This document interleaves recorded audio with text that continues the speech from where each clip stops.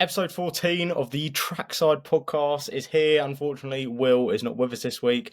And for the first time, I think, since maybe Vegas when we done the live watch Yeah. on episode, we're recording on the same day as the race. I've got work tomorrow, so unfortunately, our usual 5 p.m. slot for recording is not going to be taken up. So we are recording on the same day. So, Australia, actually. I remember. No, Australia. it Because would do you have been remember with both Australia races, we seem to always record on the same day? yeah, well, because Australia race is like what 5 o'clock or 4 o'clock in the Yeah, morning, so we're something like that. come 3 o'clock. It's probably already old news in the Yeah. UK. So, but yeah, we're raw live, not live, but raw reactions from same day as the race. So, Ben, how are you? First of all, I'm really good, thank you, mate. It was a really interesting race. I think more maybe, I was going to say off the track. Technically, it is still on the track, but away from the actual racing concept. But no, I'm looking forward to sort of going through it. definitely. Well, first of all, before we kick off, I just kind of again your predictions seem to be spot on all the time. And mine and Will's seem to be awful. Obviously, me and Will said that Lando wouldn't win a race. You literally last episode said that Piastri would be the only other driver to win a race this year. How do you like?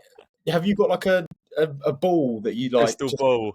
yeah, crystal ball. Have you got a crystal Yeah. ball somewhere in that room of yours? Or I mean, I wish people on TikTok would think that, but instead they don't. They just think, "Oh, this guy's opinion." Or no, listen.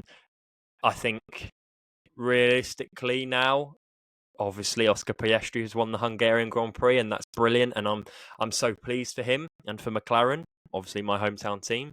Um, unless I don't. I think Perez has got one more race, and then that's it. To be fair, and he would be the only sort of person you could see winning. Because the thing is now, it's not like the other year where if maybe all the top two or the top three are taken out, or then it can be anyone's race.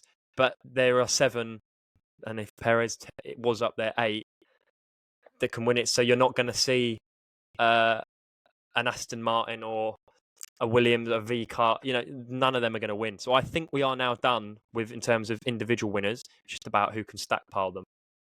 it would be brilliant though if we did get one race where the conditions were just chopping and changing every 5 seconds, and some random Yeah, car, some random driver decided to just turn it on that weekend and get everything nailed I on know. and Well, go we on are and going win. to Spa next weekend, so who knows? Anything can happen there. So obviously, I mean, who have you? I mean, the whole midfield kind of they're nowhere near that breakaway group of Max, No, the McLarens, the Mercedes, no. and the Well, Ferrari. realistically, I mean, just to put it into perspective, Ollie, Mercedes are 4th in the championship with 241 points. The team in 5th, Aston Martin, have 69. So the top 4 are just a complete world of their own. And then after that, that midfield pack really of Aston Martin, RB, and Haas. I would say Aston Martin are sort of dead set, and then it's RB and Haas, and then obviously Alpine and Williams. They're all just sort of, they know their position, I think, now. And as well, we are over halfway through, aren't we? This was round 13, so yeah, episode 14. So I think it's sort of starting to take a little bit of shape in that midfield area. I mean, we're speaking now about potential future winners in this season. Let's just talk about our most recent race winner. Oscar Absolutely. Piastri has done it. You predicted it in our last episode. You said he would be the only other driver to win this season. Wish I did it in Predictions League, though. Yeah, so do I.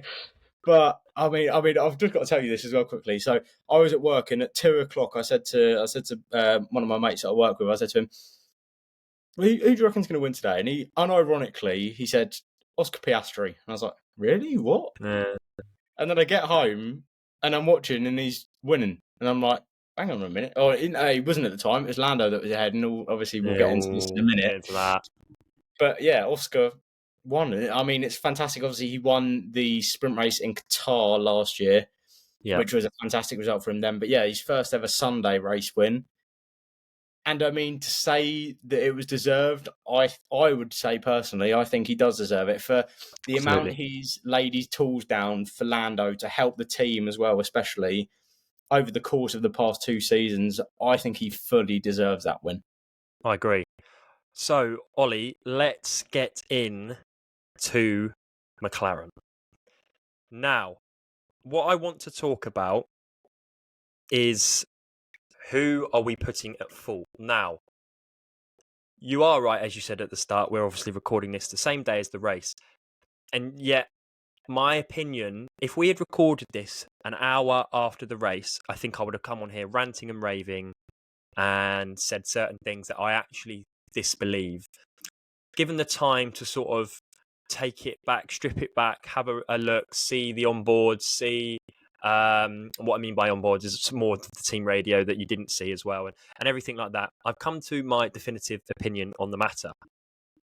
I am putting McLaren at fault and not Lando Norris for the situation. Now, for those who obviously aren't aware of the situation, Oscar was out in front. I think he had like a 3.5, 4 second lead, and yet they gave Lando the undercut. So by the time he came out after the first round of pit stops, Lando was then winning the Grand Prix, which made no sense, especially as you should give priority to your front runner.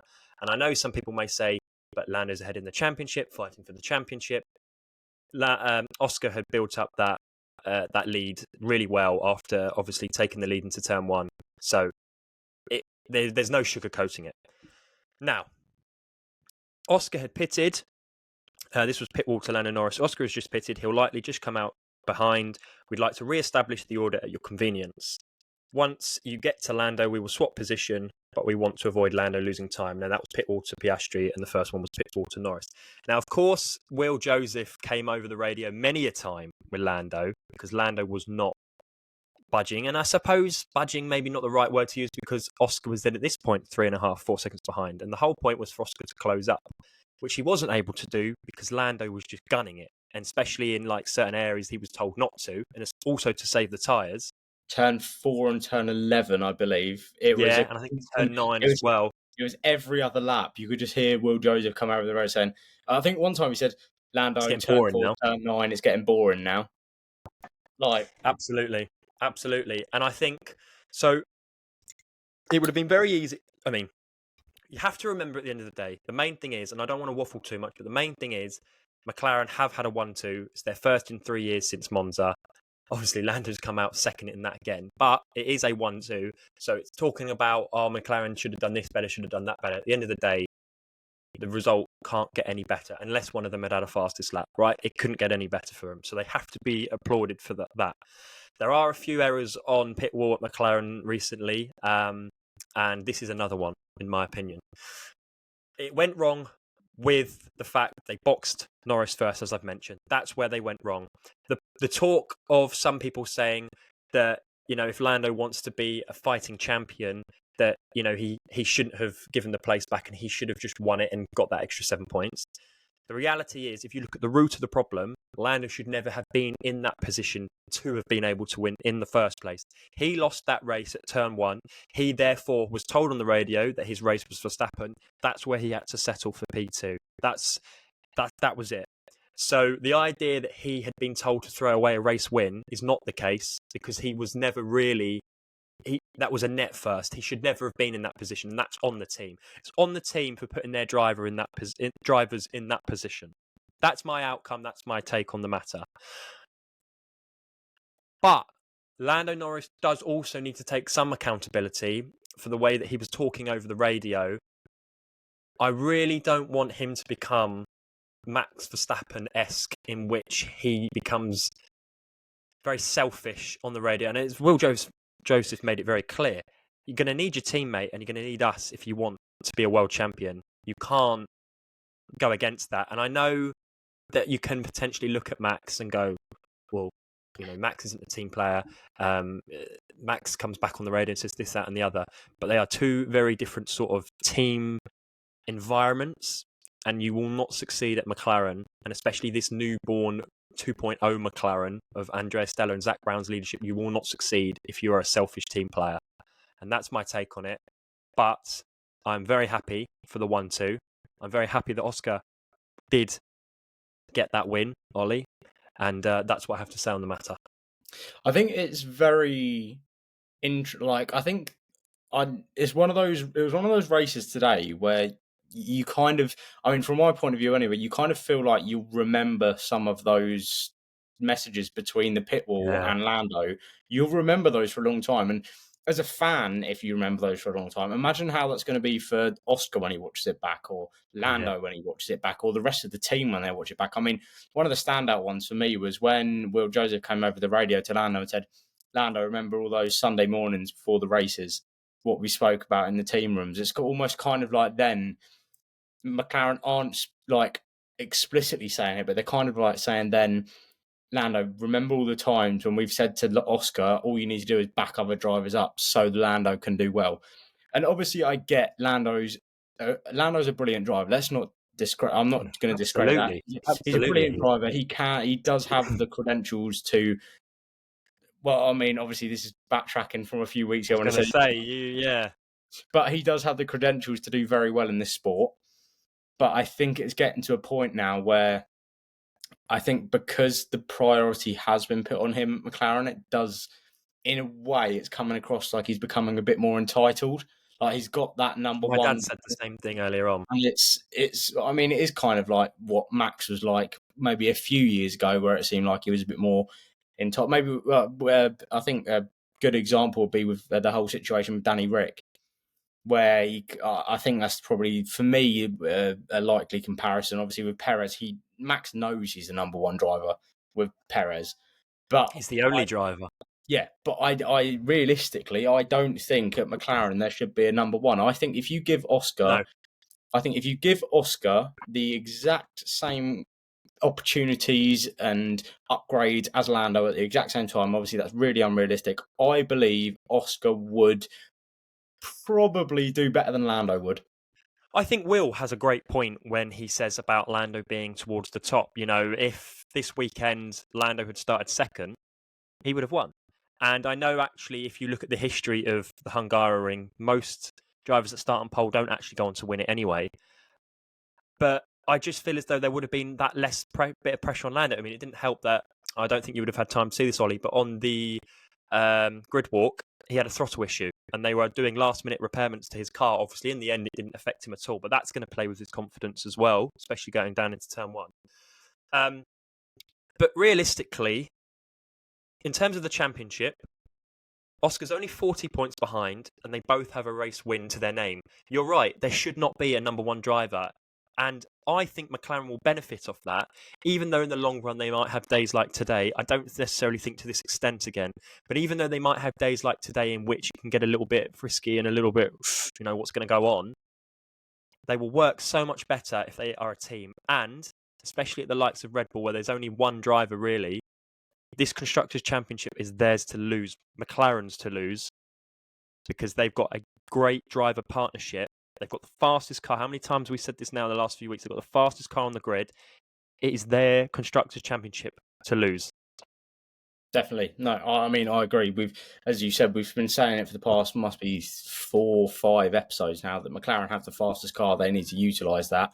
Obviously, this race weekend, getting a 1-2 does show, okay, we do have the fast car. The drivers are adapting well with the upgrades and adapting well to whatever track they go to. And they're really now putting in the performances, but they need to make sure that they're consistent for the next few races if they want to win this Constructors' Championship. Today's like today, as you said, will probably happen if they don't have a number one driver. But at the same time, if it's going to 1-2 out of it. If it's going to take the team to greater heights, then go for it. Absolutely. Ollie, you know me, and I like a bit of a quiz. So Piastri was the 5th Australian to win a Formula One Grand Prix. Can you name me the other 4? Mark Webber's one of them. He is one of them, correct? Who's also Oscar's manager. I will give you a clue. 2 of them are in the modern day and 2 of them aren't. Bruce McLaren. I define modern day as... Bruce McLaren was New Zealand, wasn't he? Yeah, not Bruce McLaren. Yeah, no. Danny Rick.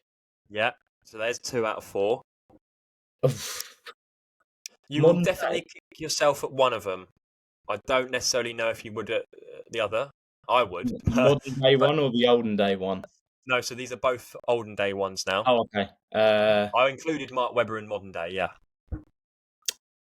Oh, God. No, Jackie Hicks was an Australian, was he? No. Oh God, I I mean, don't well, know. he's Man. not one of them. I've drawn a blank. I will give you okay, but I'll give you one final clue. He Go also on. had his own constructor, so he had his own team. Oh God. No, I don't know. My mind's gone Both world blank. champions. Oh Final dear. one. Final guess. Oh Final guess. dear. What Final clue, what I should say. what era? Like 70s, 60s? Yeah, 60s, 70s. Oh God. Oh, I don't know. Go on, tell me. Alan Jones Oh, of course. and Jack Brabham.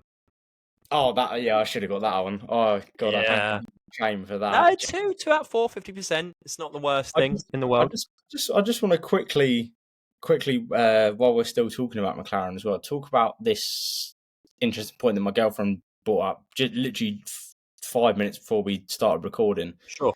Um, on the podium, it's quite interesting to see the relationship between Oscar and Lando on the podium. Obviously, we know that they got a good relationship already. They seem like they have a good friendship going.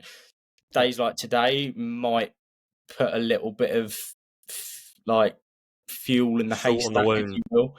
Yeah. But I don't know if you saw it, but it's a very, very small detail that my girlfriend pointed out, and it was the fact of when Oscar went down to go and pick his bottle of champagne up, Lando had already popped his and was literally just about to spray it. Oscar turned his head as if to go, okay, Lando's going to spray this right in my face. I don't want that to get in my face. And Lando just walks straight past him and goes to spray Lewis. And it was kind of like, your teammates just won a race. Why aren't you spraying it at him So and with him first? It's so I like, saw this and my thing is so I think he actually doesn't spray Lewis. I think it's he's spraying the guy, the constructor, who I can't remember his name, which is really annoying me now. Um, anyway, but it was him. But I agree with you. Your teammates just won. There is a funny moment because obviously, if you remember to last year in Hungary, Lando broke the trophy. So they have a little moment where they look at each other and Piastri picks up the trophy and like protects it, like he pushes it further back. But you are still right. I do agree. The fact that he didn't go straight to Oscar is a bit odd. But I wouldn't necessarily look too much into it because Lando was the first one there to congratulate him whilst Oscar was still in the car. So yeah, I think there's a lot of. I think today has kind of brought out a new side to. Obviously, Formula One Twitter over the last few years has just exploded, and I mean, ever since yeah, Drive to Survive, it's just been blown out the water with everything that's happened on Twitter. But today, it felt like a bit of a new age. I mean, when I got in from work, I was looking through Twitter, and everyone there was a lot more hate on Lando than what I usually see. Well, not hate, but there was a lot more questioning of Lando's attitude and everything like that towards him than we usually see. yeah, I mean, obviously we've said the past few weeks, oh my god, he gets driver of the day every single week because all of these fangirls get it. Obviously, Oscar got it this week, and he's he fully did. deserved of it. But I think, yeah, it was just weird to see the amount I of don't think he today got. definitely won't help his credentials, Lando's credentials, in no way whatsoever. Like I said when I first started on my take on McLaren, I think if we'd recorded this straight away after the race, I'd have come on and especially if he hadn't let Oscar through, I'd have come through and been like, "That's disgraceful. That's not teamwork. You know, all the things Oscar's done for like that. That's horrendous." Da, da, da, da, da. But in the end, like I said, Lando was put in that position by his team.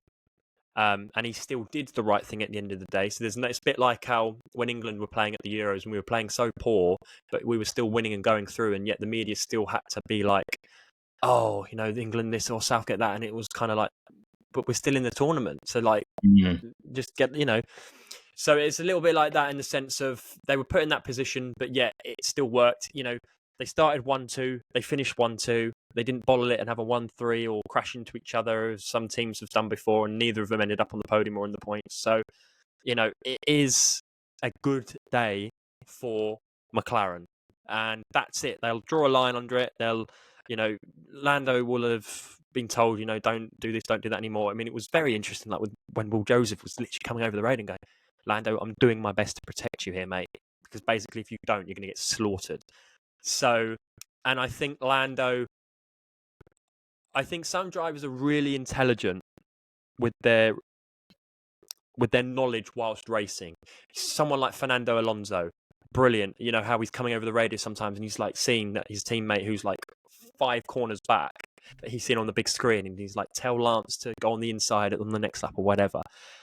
Lando got caught out today because once they came over the radio and said, "There's, if there's a risk of a safety car, we're going to be in trouble here." I don't think he clicked at any moment that could happen.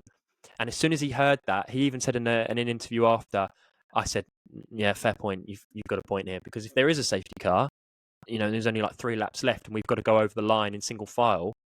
I can't give this back. And if I do, I'll get a penalty, and we'll all be joined up, and it'll be like 10 seconds or something, and I'll end up out the points because we'll all have shuffled up."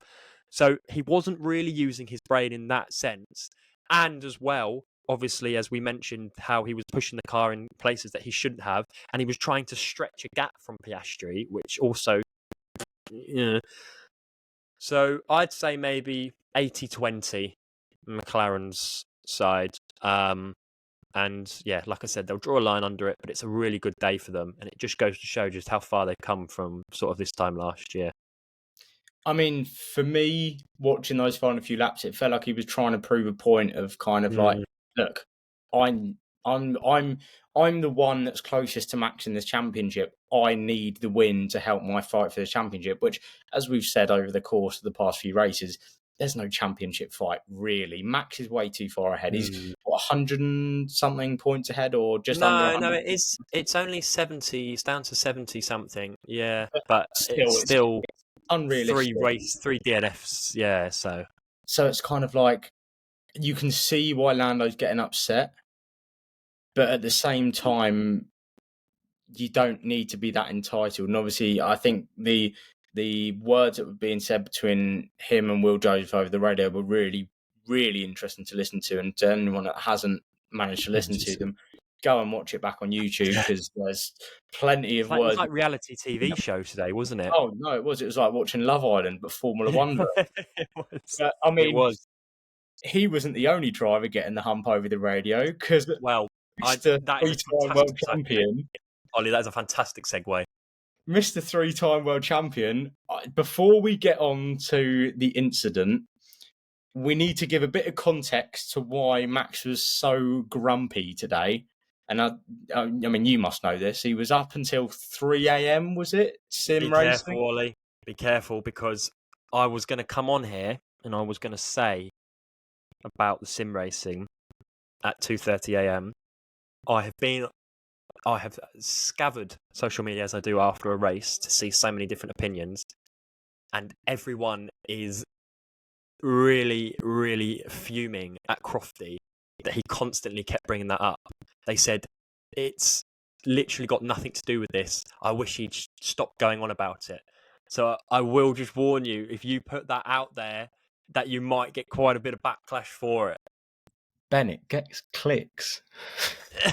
No,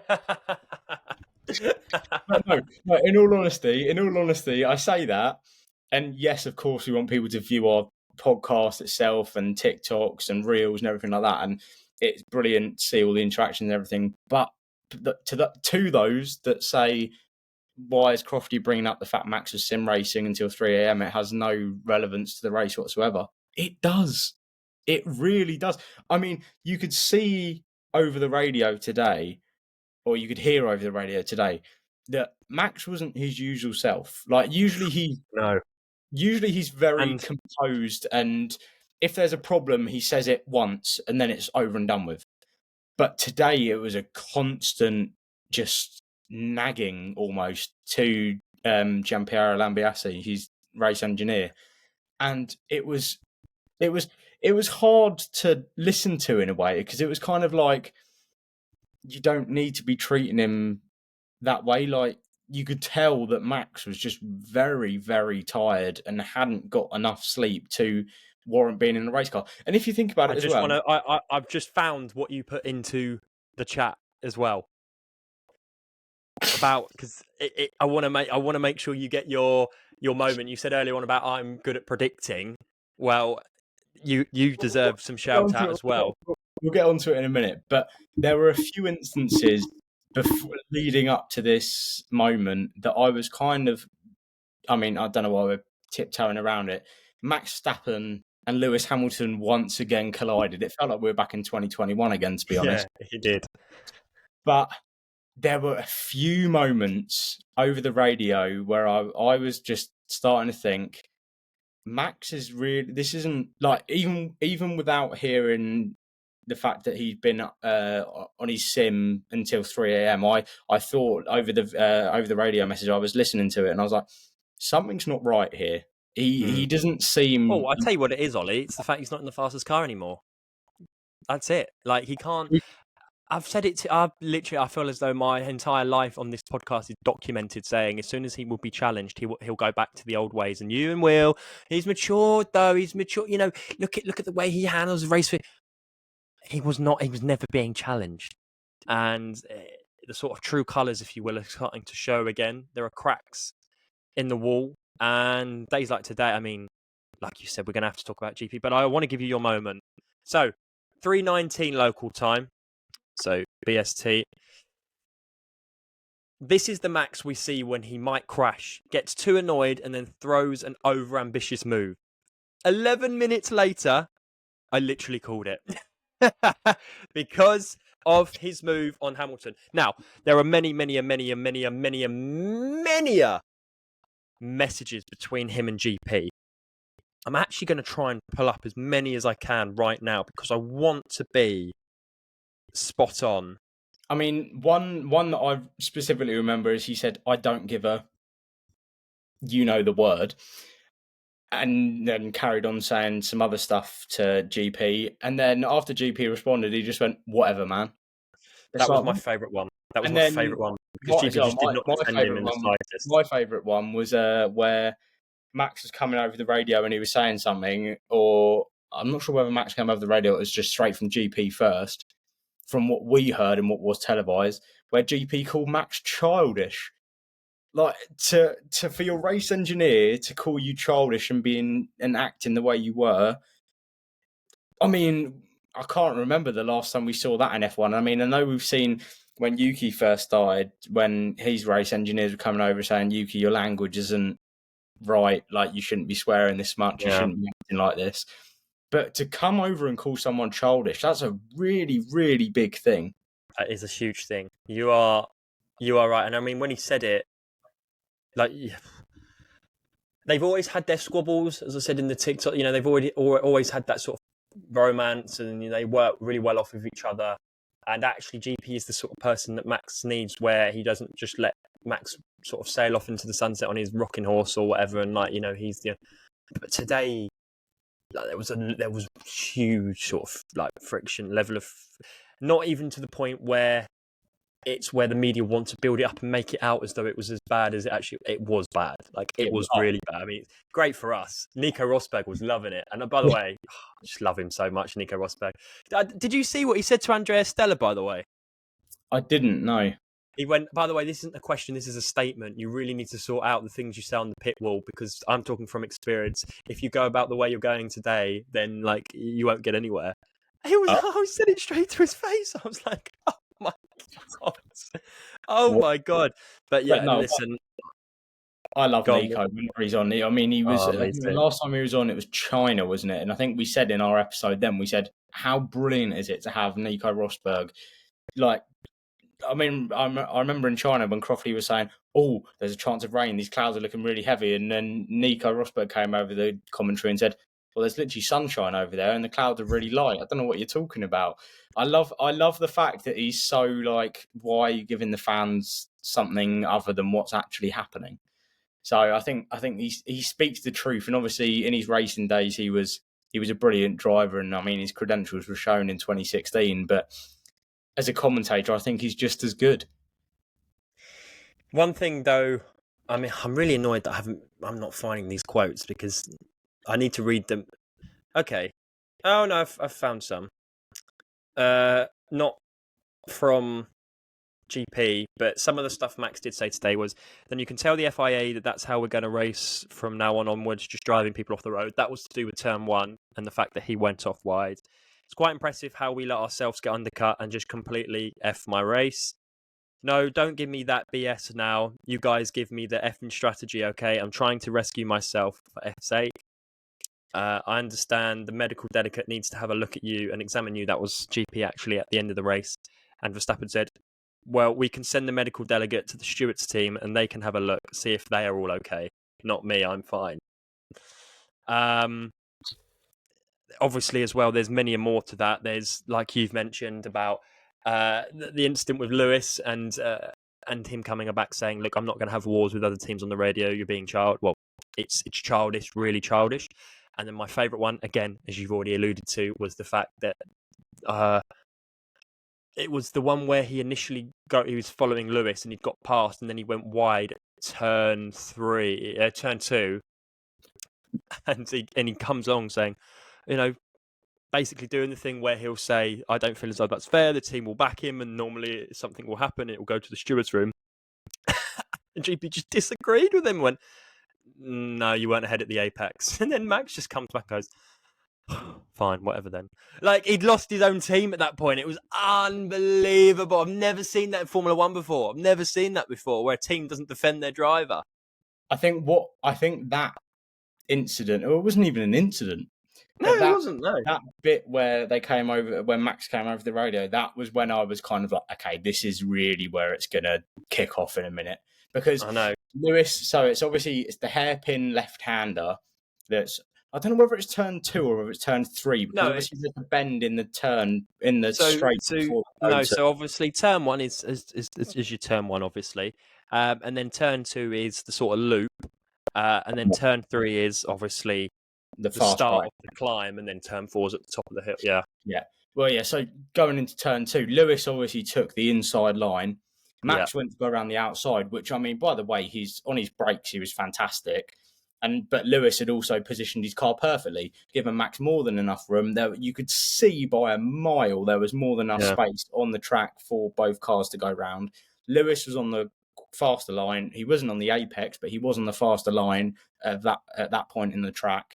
Max wasn't. Max had to back out of the move, and then they had to go again. I think it was then the next lap where the incident happened. Now, the incident for me, it was a really interesting one because going down into turn 1. Have you seen Anthony Davidson side by side before you give me your take?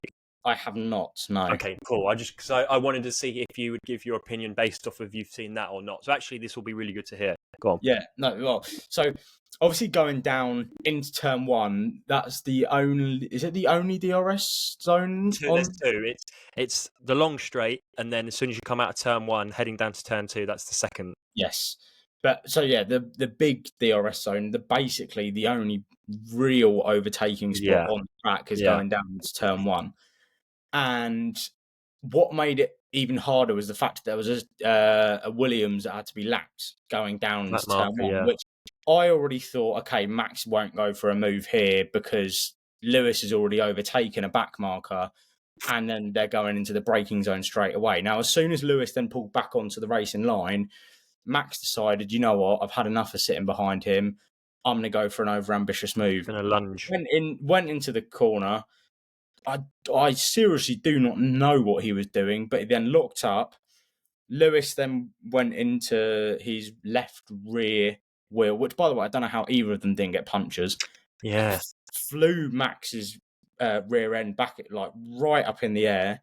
Don't know how that didn't damage the suspension or the floor or anything like that. So, I mean, it's a brilliant showing of how well the cars are built now.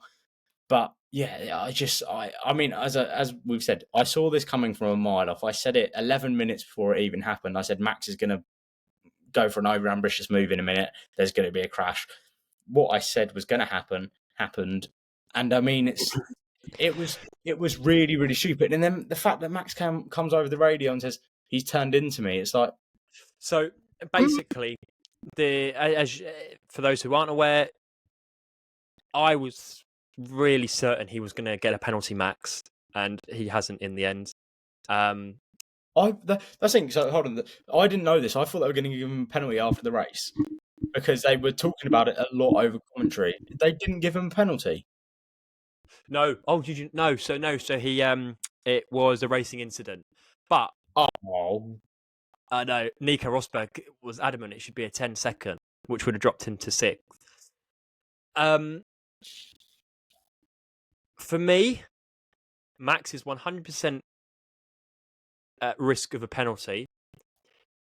Lewis is ever, ever, ever, ever so slightly turning into the corner earlier, let's say, than maybe you would at that turn, but not at any point is it kind of like that. It is literally, imagine you are straight and you're like maybe 2 degrees to the right. So if you were to watch that, you wouldn't even really know that he's moving at all in the slightest, right? But that, for me, isn't, that gets us taken into consideration in terms of defining whether or not Max is 100% at fault for a penalty. But the main part is the second part of the braking zone where Max locks up, so he goes across straight because obviously he can't move. But at that point, Lewis is not turning into Max. He has still got his steering wheel straight. So therefore, that makes me put the blame onto Max that he's gone for that ambitious move with so much on the inside. He's locked up and then he's gone over Lewis. Lewis has not sort of gone into him. So what Max has got away with is the fact that Lewis is turning into the corner quite higher up, let's say, up the track, but in a defensive way and not moving under brake, not moving under braking in like a seriously aggressive way. It's sort of half. What's the saying? Half a dozen. What is it? What's the saying? six of Half of one, one, half a dozen of the other. something like that. And obviously you sort of know my takes on both drivers. So for me to come out with this saying it would be so easy to just slap it on Max. But what I do have to say regarding Max is that his head just weren't in the game full stop, like you've mentioned. And even if Lewis had turned into him, and let's say Lewis had been 100% at fault for that incident, I still would have said Max caused it with his just mindset of I've had enough, and it's all about me. So if you can't win, or if you can't have good, if I can't have good, type of mentality that we know that he's had before. Yeah, well, this is the thing that I wanted to come on to is the fact of the incident itself. I can explain to both sides of this if you want me to, but the incident itself, okay, you can maybe say it could be seen as a driving incident, but do the FIA not take into consideration Max's actions previously in the race? Like, have they not looked at his behaviour during the rest of the race to kind of say, okay, he's driving in an aggressive manner, so that move is more on him because he is going for an overambitious, aggressive move, which has then caused a collision. It's a Now, I can really see, interesting take, that, Ollie, I because can, that is really interesting, actually, because you will get 50% of people go, why should he be blamed for how he was before the race? That's not, you don't get a penalty for that. You get a penalty for the actual incident. Then you'll also get 50% going, actually, Ollie, you've got a really good point there, because it would have been built up over a period of time, which that needs to be, if you see a player on the sideline getting really angry and really angsty, the referee will call him over and penalise him. So you've got a good point. No, that's the thing. It's kind of like I can see. Well, from that point, it's kind of like, okay, yeah, it does kind of make sense that a penalty could be given for that. But then at the same time, it's kind of like you do also have to focus on the incident itself, because a driver can, they're the reason that they're at the level that they're at is not purely because of their skills in the car. It's their skill of how composed or how well they do mentally on track, as well as how physically they push the car around. So obviously it's the fact of, okay, that can be seen as one standalone incident. But then for me, in my opinion, you've also got to look at the factors leading up to what's caused that crash anyway. Yeah. I can see both sides of the story. I can see why some people would say, well, no, it's a racing incident. They both crashed into each other. I can see that side of it. But then also you've got to look at the side of Max has been aggressive for the rest of the race. He has been getting Yeah, humped. absolutely. And Even Lewis came out as well and said that I think it's a racing incident. But again, I don't think, maybe you might not have had time to see this, but in the press conference after, so not the media pen, the press conference of the top three, he was already told that Max had basically put the blame on Lewis, and he comes out. He does a very professional take on the matter. He's not, blaming it all on Max, going, "Oh, Max." Rah, rah, rah. He he breaks it down really well, professional, polite, and then at the end he goes, "But Max is always not going to see it that way. He's always going to see it the way that he does." And then he goes, "Drop the mic." That's what he says. He says, "Drop mic," because he's obviously calling Max out at the end, and it was really funny. It was good. It was brilliant. But I think Lewis today, Lewis's defending was just on another level. It reminded me a bit of like Alonso on Lewis in 2021 when Ocon won, but his defending was superb, and it was the first time really that I've seen Max Verstappen not be able to overtake a car. And, he was in DRS lap after lap after lap after lap. And Lewis was holding the fort so well on tyres that were older than Max's. So genuinely, it's an art. It's racecraft at its highest level. And yes, he did have his one moment where he locked up, which obviously Verstappen should have then got past, but Verstappen messed up at turn two, as we've alluded to. But Lewis's defending was just on another level. Thankfully, when they did come together, it didn't affect Lewis. Otherwise, I would have obviously been really upset. And he did finish on the podium, and he did get his 200th Grand Prix career podium, the first ever driver in the history of the sport in 74 years of the sport to reach 200. I mean, for context, he was already first on the list, because in second was Schumacher on 155. But to reach 200 is just a completely different planet, and that in itself is unbelievable. But his defending today was really made him deserve that 200th podium. It wasn't just a lucky podium, let's say. He really earned that. I would say, personally, the fourth fastest car on the grid this weekend. Yeah, I mean, to put it into context, it makes it more ridiculous to think about it. Like, I've just sat here and kind of worked out.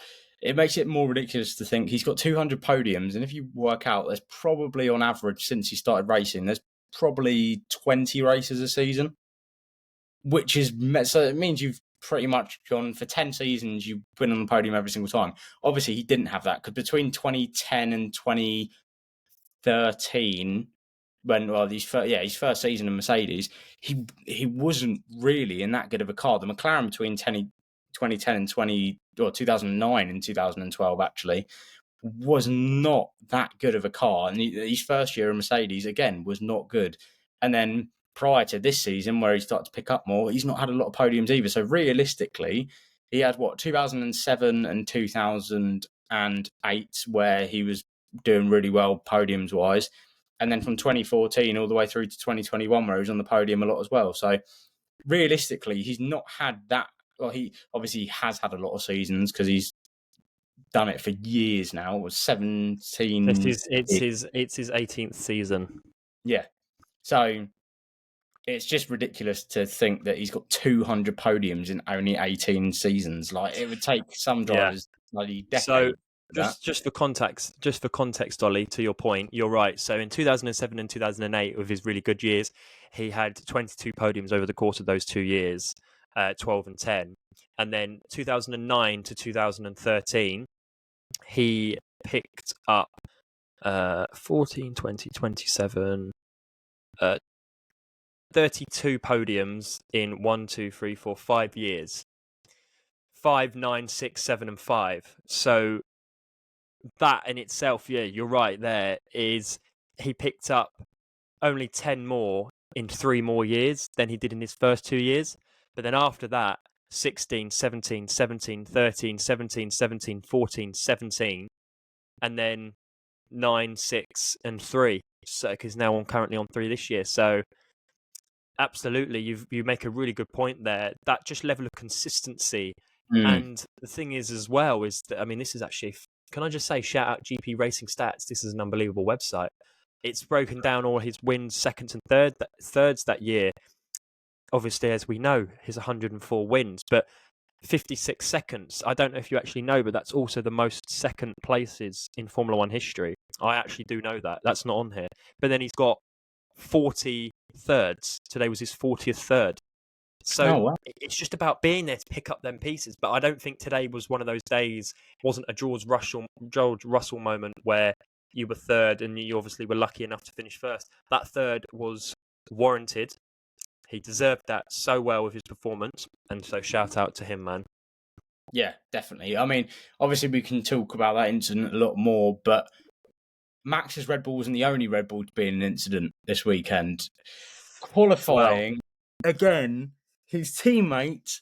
I I was saying this to some of my work colleagues and my girlfriend. I think that mid-season, so after Spa, I think that he's Sergio done. Perez is going to lose his seat. He's I done. think Yeah. he's going to be. I mean, we spoke last episode about the rumored parts of his contract that could warrant his sacking from that second Red Bull seat, and he's not living up to those expectations at No, all, which is you're absolutely shocking. you're Bearing in mind, absolutely right, Ollie. 100% right. bearing in mind he is probably in the second fastest car on the grid now, but it's not even a Not surprise good enough. anymore. No, It's not it's not good it's enough. not a surprise anymore, and the fact that you've got Liam Lawson, not Logan Sargent, the fact you've got He'll be Liam gone as well. Lawson and Yuki Tsunoda waiting in the wings, it's just he doesn't help his situation. As I think Crofty said on commentary for the qualifying, it's his one weekend where he kind of needs to prove himself again. He needs to bounce back from that incident in Silverstone, and he just does the exact same thing again. And Absolutely. it's awful because I mean, in 2020, I was kind of rooting for him as like Me he too. doesn't deserve to be going out of Formula One. He's Me too too. good to not have a seat. And now it's kind of like you're not good enough even for the Yeah. V Club. Yeah. Can I So, just whilst we're on Red Bull, I'm going to go into Perez. But my favourite meme this weekend, we have a driver of the day, driver of the week, don't we? My meme of the week was the picture of Verstappen, like sort of airborne after he goes over Hamilton. Someone captured it. Red Bull gives you wings. yeah. After the advert. So yeah, I had to bring that up. That was brilliant. But with Perez, when he signed that 2-year deal, obviously, as we've mentioned, it all came to a shock to us. We don't understand why. But as these performance clauses are now sort of being leaked and coming out, it really... This sounds bad because one race should not define you. But let's be honest, he got that Red Bull seat because of that win in Sakir. If he hadn't won that, he would not have ever got that seat. He would have been out there and then. So therefore, a podium in Spa will keep his seat. It doesn't deserve it. A podium in Spa will keep his seat. I am so confident about it. A Q3 appearance in the top 5 and a podium will 100% see him through to the end of the year. There's no... Because Red Bull do not want to get rid of him in terms of his partnership with Max. They know that whoever they bring in is going to... They'll have that sort of fresh vibe to it. And I'm not saying that someone's going to come in and just start dominating Max. That's not going to be the case, but they'll be wanting to take a fight to Max, whereas Perez just knows he can't, right? Anything other than that next weekend, Perez is gone. It's really interesting to know sort of who... Because, again, Nico Rosberg made a great point. There isn't really a front runner who you can say, oh, he deserves it. He absolutely deserves it. Because even though you, as you've made your point clear, you want Tsunoda over Ricciardo in that seat, you still can't look at Ricciardo and go, you still can't look at Tsunoda and go, oh, he's so much better than Sergio Perez. You can't, because he's not, right? Naomi Schiff made a really, really good point. Yeah, Naomi Schiff made a really good point earlier on about who she would put in the car. First, she said Carlos Sainz, but then when she was asked mid-season, because obviously Carlos Sainz for the end of the season, when she was asked mid-season, she said Liam Lawson. But then putting Liam Lawson straight in a Red Bull would not be fair on either of the VCARB drivers, especially someone like Tsunoda, who at the start of this weekend said that if Liam Lawson did get that seat, it would be really weird and I wouldn't be pleased. So it's a very difficult one for Red Bull and Helmut Marko and Christian Horner and all that to make. One I'd love to see. I don't really, to be fair, as much as I'd rather Tsunoda go in for the opportunity, if Ricciardo does get it, even though we'll be annoyed because we know it'll be for PR, even though it'll be for PR, I would be really excited just to see something new there. And can I also just say this, Ollie? And again, if you want to clip it, you can. I've mentioned there will be no more race winners this year, right? In terms of we've had the 7. If Ricciardo gets Red Bull, he will be number 8. And I know you're going to disagree with that, but he will just be able to be better than Perez, and his 3rd and 4ths and 5ths every other week. One weekend he'll get a George Russell moment where he'll just be there at the right place at the right time, whereas Perez has never been there at the right place at the right time. That's my take on that's my take. So sort of look at that the way you want to look at it, but that's kind of how I can envision an 8th winner. That's the only way I can see an 8th winner this year. Otherwise, like I said at the start, it's about, can Norris get to 4? Can Piastri get to 3 to 5? Can Lewis get a 2nd? Can Russell get a 2nd? Can Verstappen get to 10? Do you know what I mean? That's sort of where we're at otherwise with race wins. But Perez, seriously, on a human level, there's part of me that feels bad for him. But there's also a part of, like, this is high level of professional sport. This is not good for anyone keeping you here. You need to go now, mate, I'm afraid. I think what's interesting is it's similar. It's very reminiscent to last year, where obviously there were rumours of Danny Rick was testing the Red Bull at Silverstone after Silverstone. Yeah. And obviously we had Liam Lawson testing the Red Bull at Silverstone after. He's only a few tenths off Verstappen's times. Exactly, only a few tenths off Verstappen's time. So it's kind of like it's the exact same situation as last year. Maybe Lawson will go into the RB seat instead of the Red Bull seat, and then one of the drivers will move up. I mean, it's from what I saw of videos circulating from Goodwood, Danny Rick looked like he was sweet talking Christian Horner until the cows went home. Yeah. I mean, my thing, Ollie, for him to move into that Red Bull seat, but it wouldn't be to happen. My only thing, I want to keep it short and sweet here, is my only thing is I don't see them dropping Perez altogether mid-season. At the end of the year, it might be, right, you're out. But if they drop him from Red Bull mid-season after Spa, he will go into VCARB. They won't just not give him a seat because of their sort of loyalties to him, if you will. So that's what makes it really difficult, because the picture should be Liam Lawson goes into VCARB and one of Tsunoda or Ricciardo, really Tsunoda, goes into Red Bull. But they won't do that. So I think, therefore, Liam Lawson's out of the picture, and it's Ricciardo into Red Bull and Sergio down to VCARB. I think that's the only way I can sort of see it. And then at the end of the year, Lawson comes in and Perez is out. That's the way I think it will happen. And I don't want to go off too much in terms of just jumping teams. But remember my take the other week of, I reckon mid-season they'll drop Sargent, Ocon will go to Williams, and then he'll join Haas next year. That was going to happen. And unfortunately, it was blocked by Bruno Famim. But apparently there's also another thing out there that because of how tall Ocon is, they did a seat fitting and he didn't fit in the car. So can we just talk about how pretty nailed on I was? Yeah, I'm convinced you've got a crystal ball somewhere in that room. I reckon it's hiding under all those bed sheets and all those pillows, mate. There's no way that you haven't got like a vision into the future of things that are happening, because it seems like every week you're saying something that gets correct. I mean, predictions, and that went horrific this week for all of us. Oh, God, yeah. I don't even want to get into that just yet. Let me enjoy talking about Hungary. I mean, we don't want to make this too long, as we've said, but I don't think there's really I think the rest of the other teams are pretty irrelevant this weekend, weren't Not, they? no. Actually, there isn't, Ollie. There is another matter that has been brought to my attention. So we've Go ahead. talking about McLaren and their extensive radio conversations. We've spoken about Red Bull or Verstappen and their extensive radio conditions. Aston Martin had the exact same issue. It's not been picked up on the live feed.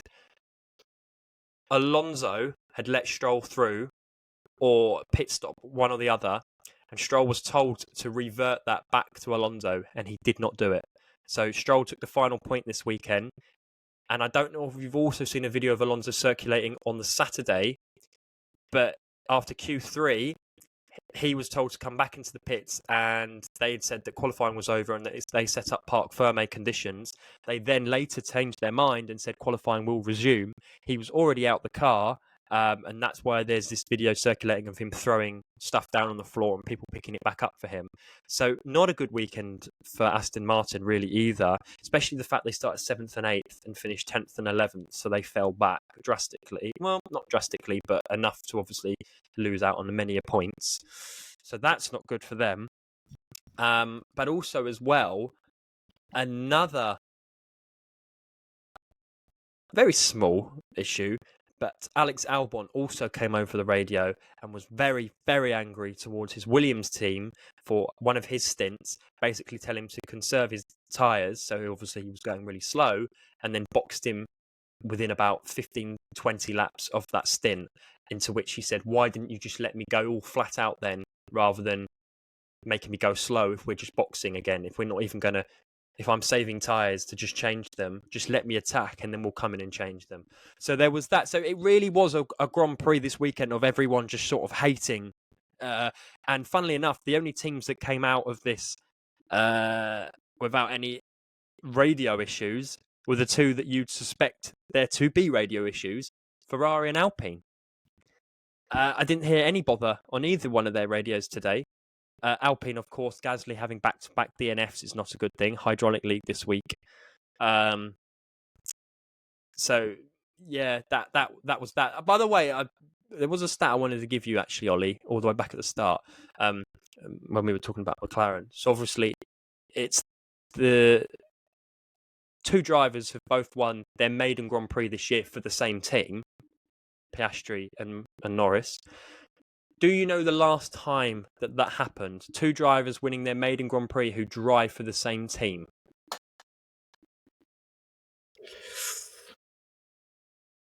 No, it wouldn't be that one. I was thinking Vettel and Webber, but then Vettel done it at Toro Rosso, didn't he? Exactly.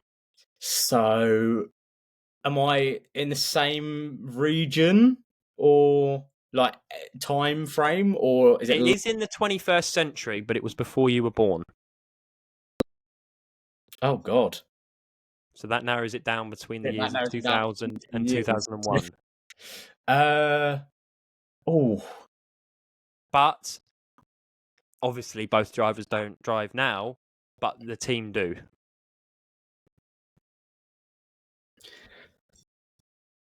oh, this is gonna really annoy me. Can I have the two nationalities? You can actually, but God, you put me there on the spot there. German and I don't want to get that one wrong. Let me just double, because I've got two in mind. But keep thinking. Colombian. Good, okay. I had Colombian and Brazil in mind. So would it be Nick Heidfeld? No. Oh. Is it one Pablo Montoya? He is one of them, yep. McLaren? No. McLaren? Williams? Yeah. Oh. 2001 Williams, Juan Pablo Montoya, and Ralf Schumacher. Very well done. I think we should mention this. Has recently come out as having a same-sex partner, which is brilliant. I think it's brilliant for the sport. I mean, I don't actually know another. I don't think I could actually name you another openly gay racing driver. No, or I know. Formula And One driver for that, or anyone. Martin Brundle did a really, really good piece on it on Sky. And you're right. And obviously the kind of conversation around that this weekend was about inclusivity in motorsport and Formula One, and how it's, still very male dominated, and there's so many areas that they can work on. But it was really good to see, and the reaction's been really nice as well, to see how everyone's sort of, because my thing when this happens, my thing when people come out with their sexuality, and they come out with it, is that sometimes the greatest reception isn't actually making a big deal about it. It's just being happy for that person. So if we're going to normalize these things, because in my eyes it's normal, but if in a generation where unfortunately it isn't to quite a lot of people, if we're going to normalize this conversation and this topic, it's to kind of not make a big deal about it. If that's how someone sort of chooses to go about their life, that's a really amazing thing for them, and as long as they're happy, that's amazing, and of course we are still in a world where showing support, even though I do feel as though it should maybe come across as it is like an everyday normal sort of thing, because we are still in that stage where it people coming out are breaking down boundaries.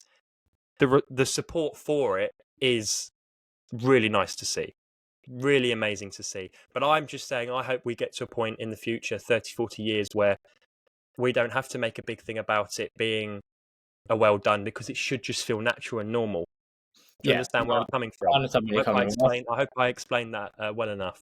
Yeah, no, I totally get where you're coming from. I think on that post itself, I think one of the nicest comments from someone was actually from his own son, I think it was, who commented something saying, "Dad, I'm so proud of you for doing this." La da da da. So it's kind of nice to see, because obviously, as I said earlier on, the whole of Formula One Twitter is, the majority of the time, it's turning towards, like, what football Twitter is. It's a very Yeah, toxic it can be place. quite Someone's nasty. got a Yeah, favourite driver, another person has got a favourite driver. They bash heads whenever they talk about them.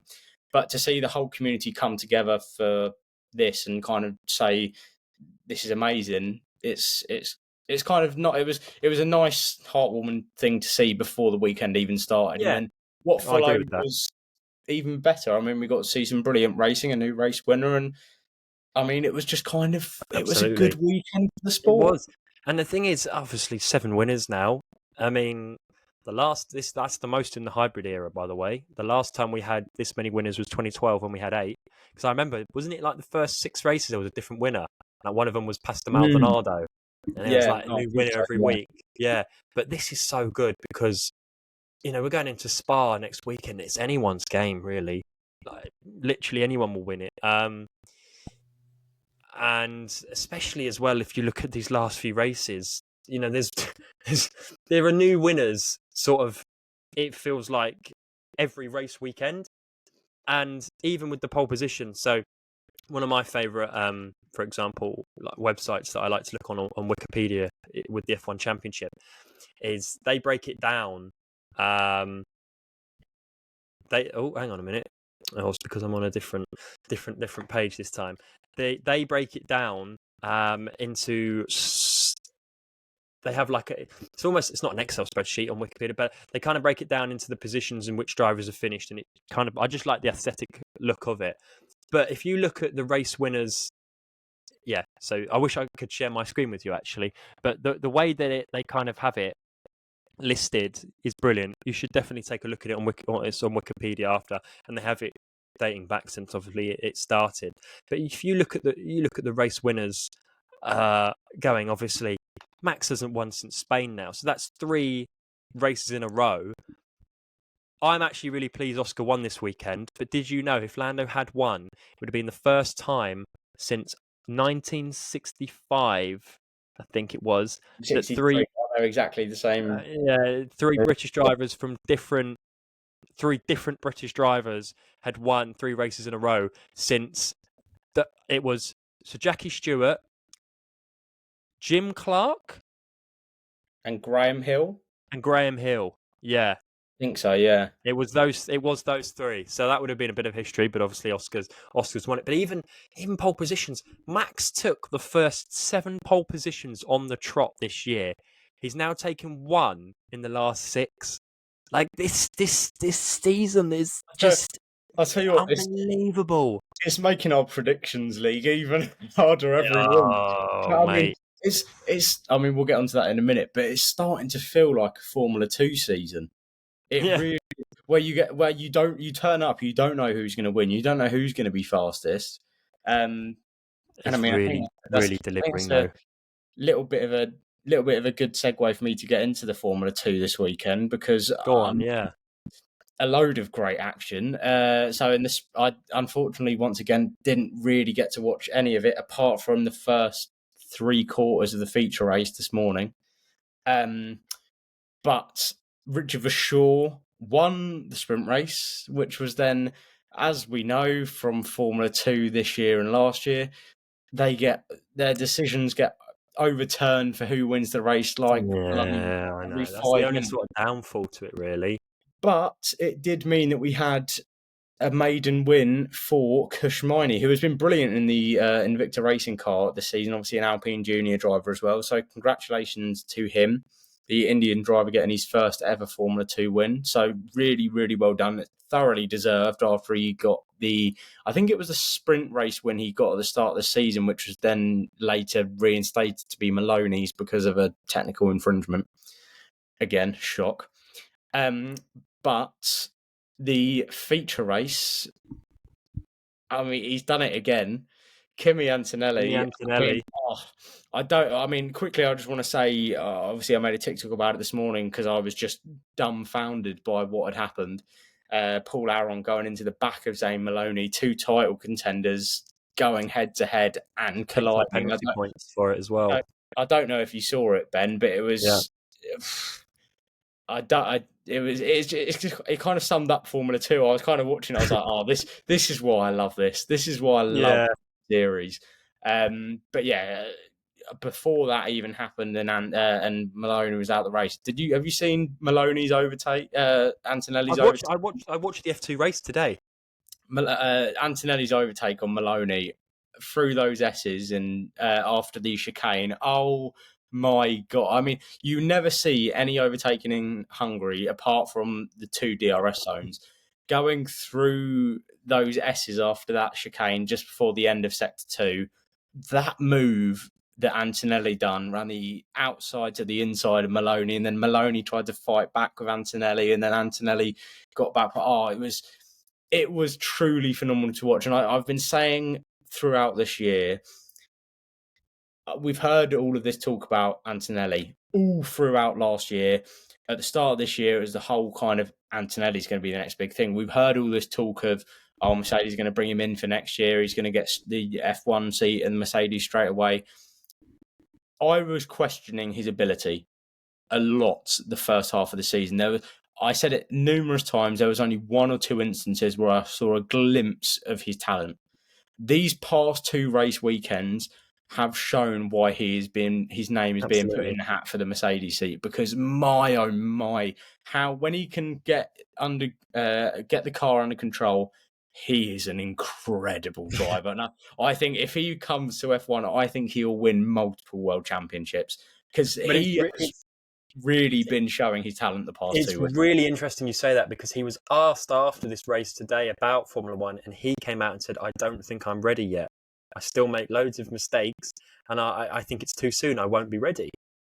Which is very interesting to hear someone say that, but actually probably shows the sort of level-headed human that he is, that he can make that decision as a 17-year-old, that he still believes he's not ready and he knows his time will come. So there's no point rushing into it. I think that's an unbelievable attitude to have. But also regarding his Formula 2 career, again, he said, after my win in Silverstone last weekend, I just feel so much lighter than I did. There was so much expectation and pressure on me. Now I can sort of sit back. And to be honest with you, Ollie, I wouldn't be surprised if he finishes on a podium, at least one podium per race weekend for the remainder of this season now, whether it be a sprint podium or a feature podium. He'll be right at the top every week. Well, that's the thing. I say that he's not had a great season, but I believe. Let me just get this up quickly. I believe he's still fifth in the championship. So Oh, okay.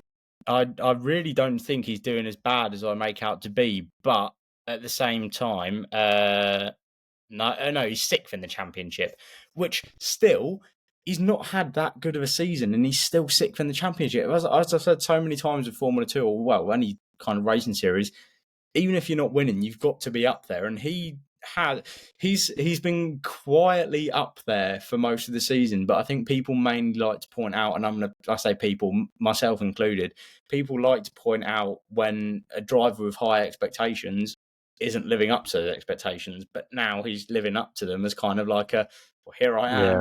waiting. This is why I'm so hot in such high demand. So for me, that's I all I have to wrap up with Formula Two. I Unless was just what point do you want to add? But Oh no, I was just looking at my 2024 predictions and sort of looking at my driver lineups, and they're just so funny how wrong they are. Oh god, I mean, I've, you say about how you predicted the driver lineups there. Should we talk about our predictions, or should we skip that this week? no, we are going to have to go through it. He might not be here, but we're still going to have to go through it.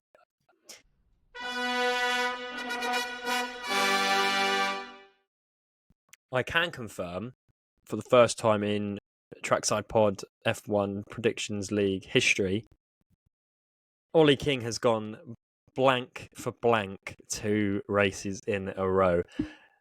So after his best points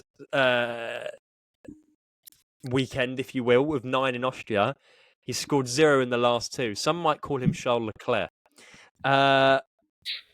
But also, for the first time in Trackside Pod F1 history, I have scored no points.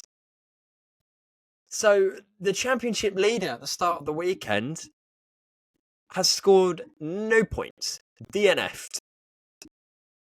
But William has scored points this weekend.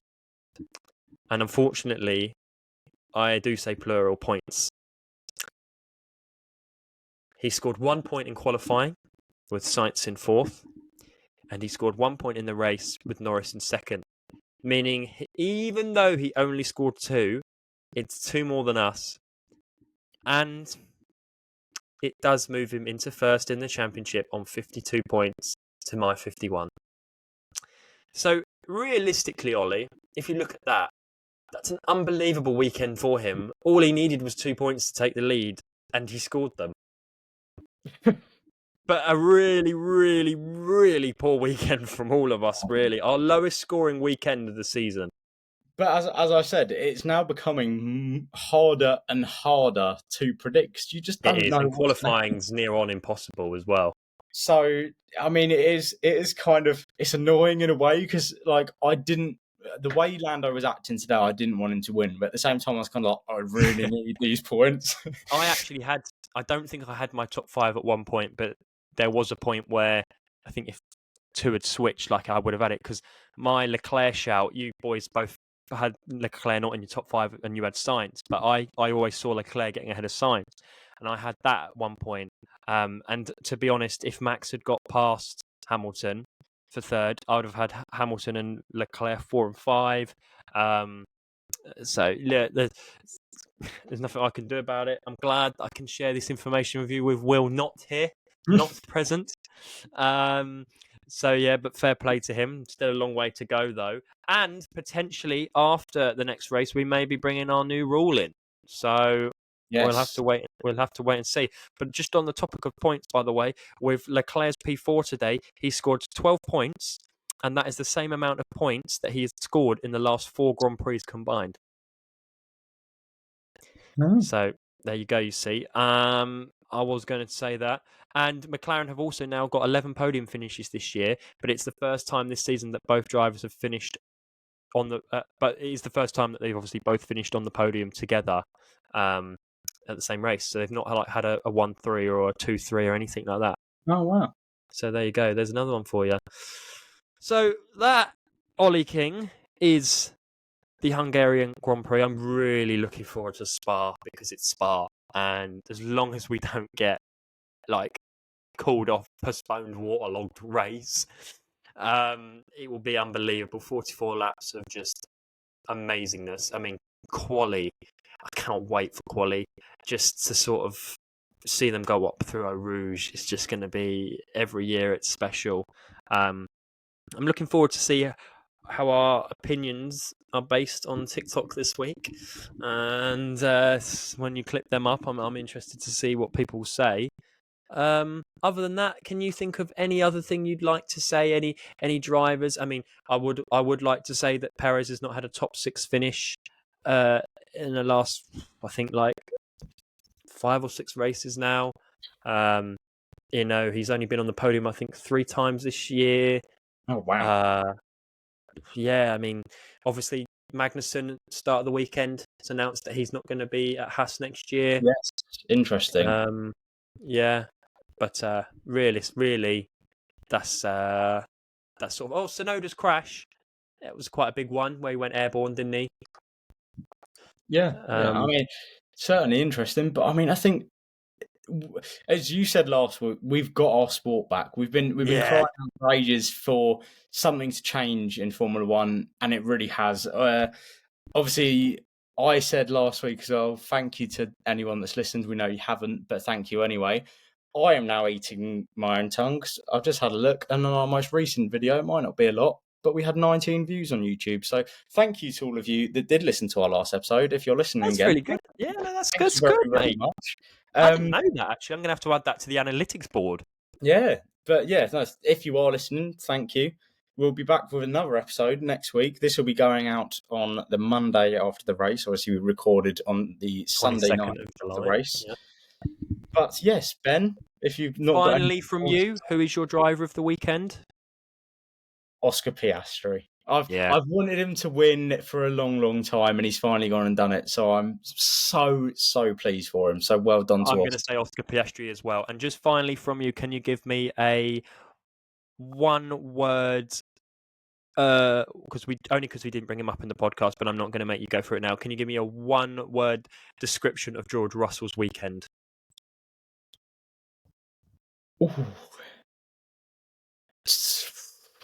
P17 to P8. If you put a hyphen in there, And fastest lap. Well recovered. Okay, that's a good way to put it. That's a good way. All right, thank you very much, Ollie, for finding the time this evening to do the podcast. And yes, we will. Hopefully, all 3 of us will be back a week from now to cover Spa. Thanks, everyone.